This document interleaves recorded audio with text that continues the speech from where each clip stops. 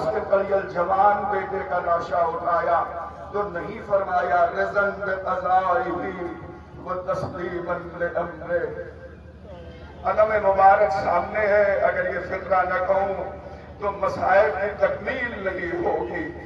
روایت کہتی ہے کہ جب حسین غریب نے دو کٹے ہوئے شانے زمین کربلا سے اٹھا کے اپنے سینے سے لگائے ہیں تو نہیں فرمایا رضن بقضائہ وتسلیما لامرہ۔ یہ آپ کے دل کے ٹکڑے ٹکڑے کر دے گا اگلا فقرہ۔ 14 برس کے قاسم کا پامال لاشا حسین نے اٹھایا مگر نہیں فرمایا رضن بقضائہ وتسلیما لامرہ۔ روئیں گے آپ انشاءاللہ اپنے پیارے بھانجے اولو محمد کا لاشا حسین اٹھا کے لائے مگر نہیں فرمایا رضن بقضائہ وتسلیما لامرہ۔ اللہ جانے یہ ننھا سا جنازہ کتنا وزنی تھا۔ جزاک اللہ جزاک اللہ۔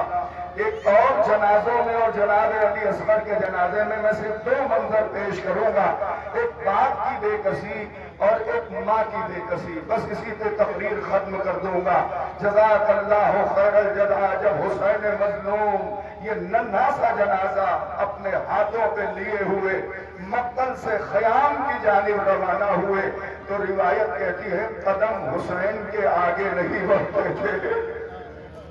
مجھے نہیں پتا کہ وہ کون سی چیز تھی جو حسین کے قدموں کو آگے بڑھنے سے روکتی تھی، البتہ آگے تو بڑھتے تھے مگر پھر آگے بڑھنے کی ہمت نہ پڑتی تو حسین واپس آتے اور یہی فرماتے انا للہ وانا الیہ راجعون رضن بقضائہ وتسلیما لامرہ۔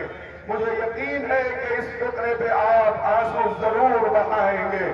آپ بتائیے کسی بھی شہید کا لاشا لے کے امام حسین خیمے کی طرف گئے ہوں تو پیچھے نہیں ہٹے مگر صرف ایک ننھا سا جنازہ ہے جناب علی اصغر کا۔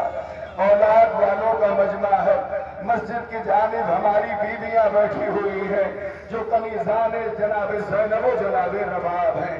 میں ایک فقرہ کر رہا ہوں، تھوڑی دیر اپنے بچوں کو پیار نہ کرنا، اس لیے کہ ایک ایسے بچے کے مسائل پڑھے جا رہے ہیں جس کی ماں کا دودھ خشک ہو چکا تھا، وہ اپنے بچے کو دودھ بھی نہیں پلا سکتی تھی۔ امام مظلوم کربلا 7 مرتبہ آگے بڑھے ہیں اور 7 مرتبہ پیچھے ہٹے ہیں۔ غیور امام کو حیا آتی تھی کہ جب در خیمہ پہ پہنچوں گا تو رباب کو کیا جواب دوں گا۔ جزاک اللہ۔ آپ حق گریہ ادا کر رہے ہیں، میں کوشش کرتا ہوں کہ اسی مسائل کو پڑھا جائے جس مسائل کو ہمارے بزرگ علماء نے مسلسل پڑھا ہے اور اسی میں گریہ کا حق بھی ہوتا ہے۔ آگے بڑھتے تھے پیچھے ہٹتے تھے، انا للہ، اس لیے کہ اب حسین خیمے کی طرف جا رہے ہیں، اب مردوں میں وہاں کوئی نہیں ہے، مردوں میں صرف ہمارے چوتھے امام ہیں جو کشف عالم میں اپنے بستر پہ پڑے ہوئے ہیں۔ اب ظاہر ہے کہ اس وقت جو جنازہ حسین لے کے جا رہے ہیں اب مردوں میں سے کوئی زندہ نہیں ہے، صرف خواتین ہیں اور میرے لال کیا کچھ جیسے کم سن بچے بھی ذبح کیے جاتے ہیں۔ آواز بلند ہو گئی۔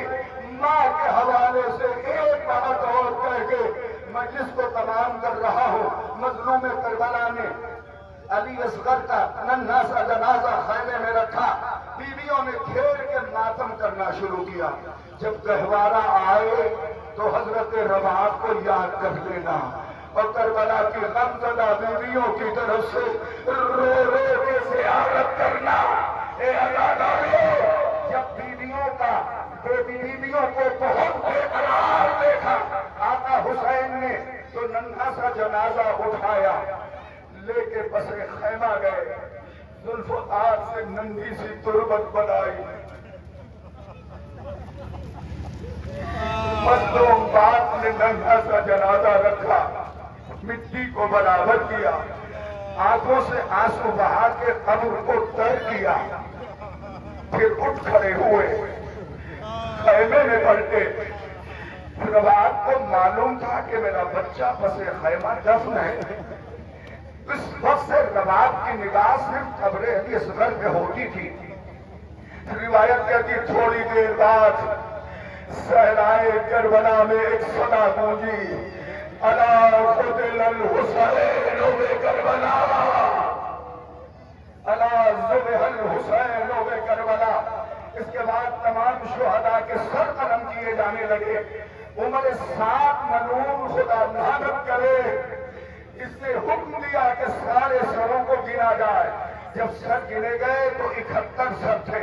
عمر سعد ملعون کہتا ہے حسین کے ساتھ تو 72 شہید ہوئے ہیں، ایک سر کس کا نہیں ہے؟ اگر نہ رو پانا آزادارو تو سر چھپا لینا، اس لیے کہ یہ بہت بڑی مصیبت ہے۔ روایت کہتی ہے کہ کچھ یزیدیوں نے بتایا کہ ایک لاشا حسین نے پس خیمہ دفن کر دیا تھا۔ رباب در خیمہ پہ کھڑی ہے، نگاہ علی اصغر کی قبر پہ ہے۔ بس 2 منٹ سے زیادہ مسائل نہیں پڑھوں گا۔ نگاہ اپنے ششماہ بچے کی قبر پہ ہے۔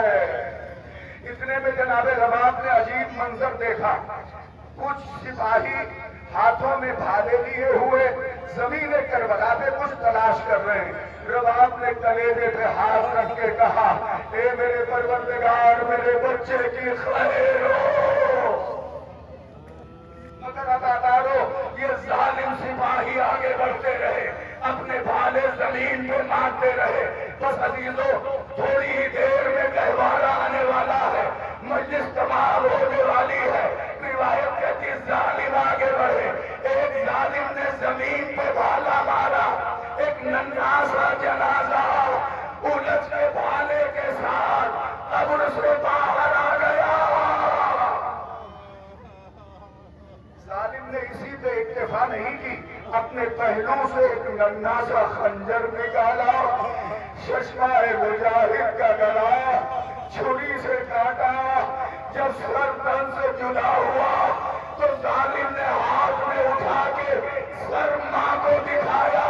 اب رباب نے کربلا پر رخ کر کے فرمایا اے میرے بھائی، علی اکبر علی اصغر تمہارے ہاتھوں پہ شہید ہوا، یہ تمہارا امتحان ہے۔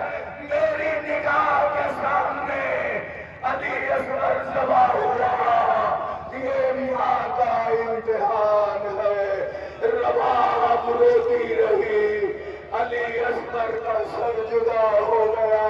یہ آ گیا گہوارہ جس سے لپٹ کے سورا مدینے میں بہت روئی تھی، حسین کی غمزدہ بیٹی کی طرف سے علی اصغر کے جھولے کا بوسہ۔